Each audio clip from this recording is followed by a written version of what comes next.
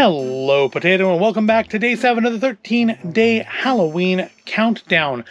We are exactly at the center of the calendar. We've got 6 days behind us, got 6 days in front of us. Today is day 7 of 13. Up to this point, we've got these 6 little pocket pops. Because, of course, we are working our way through, I forgot to mention, we are working our way through the Funko Pocket Pop, Disney's, Tim Burton's The Nightmare Before Christmas 13-day countdown calendar. And yeah, this part, we've got these 6. We're still missing some, we're missing Shock. We've got Lock and Barrel, no Shock. And it's been pretty hit or miss. Some I've been really impressed with, some less so.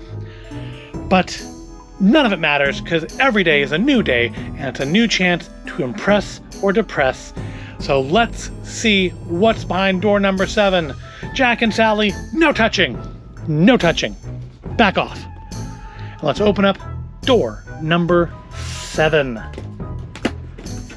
Got ourselves a pink bag today. I don't remember what yesterday's were. I don't remember if we've been alternating or not. I don't have any guesses for today. My only guess is still that Oogie Boogie is number 13. Who do we have today? Today we have 0. All right, I feel so this is gonna be going. He's all yellow, maybe a little bit different shade than Jack. Let's knock everybody over. I don't know, I feel like he might be a little bit of a different shade of yellow than Jack.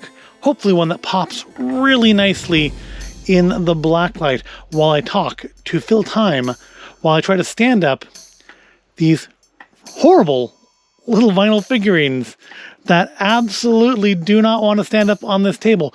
They're fine if you have like a flat surface. Like if I didn't have a tablecloth on top of a tablecloth, or if I had like a nice tablecloth, they'd be fine. But yeah, they're a little top heavy.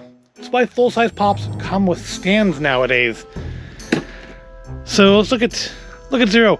Certainly the most unique, I think, look of any of them. He doesn't have feet.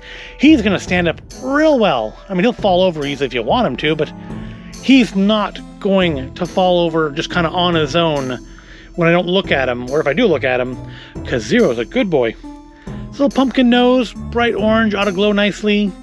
Very simple coloring on him. Some of them, like the Mayor and Sally, have done just a lot of color, which works.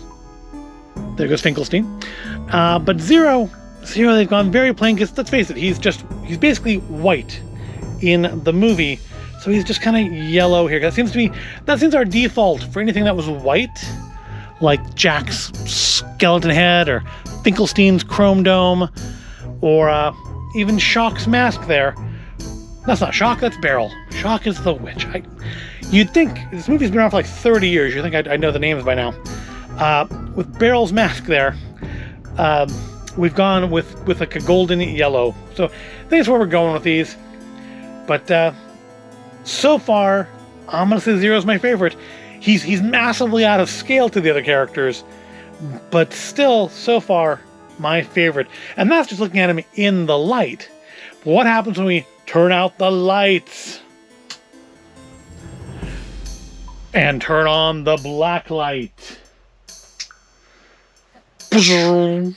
Yes, nice and bright.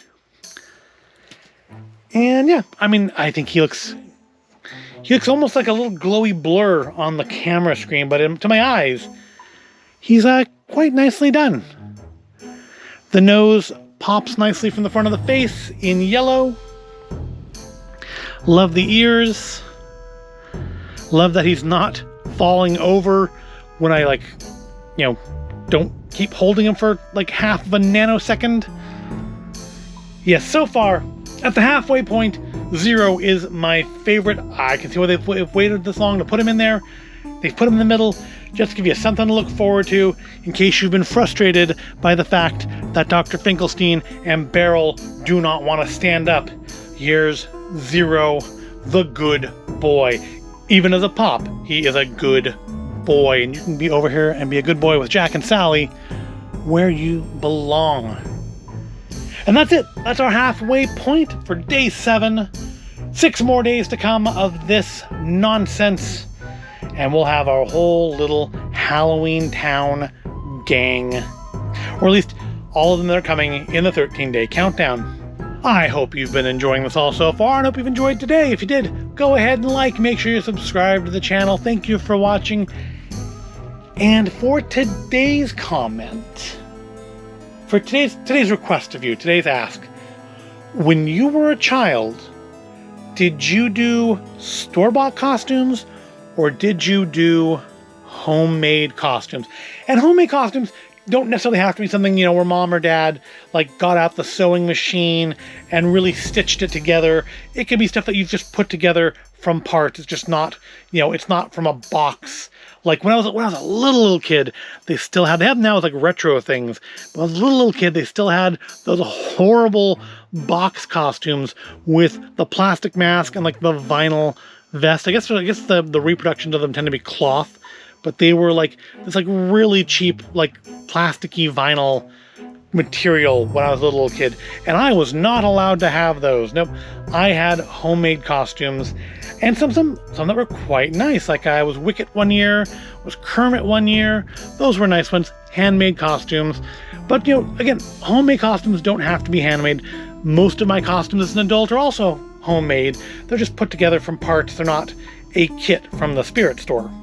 Mostly because those things are one, not usually in my size, and two, kind of just as crap in their own special way as those mask and vinyl smock things from my youngest memories. So yeah, what were you? As a kid, what were you? Were you homemade or were you store-bought? And no judgment. There are nice store-boughts out there if you want to spend the money on them. Just, let's face it, most of us don't. But that wraps up for today. I will see you tomorrow for day number 8.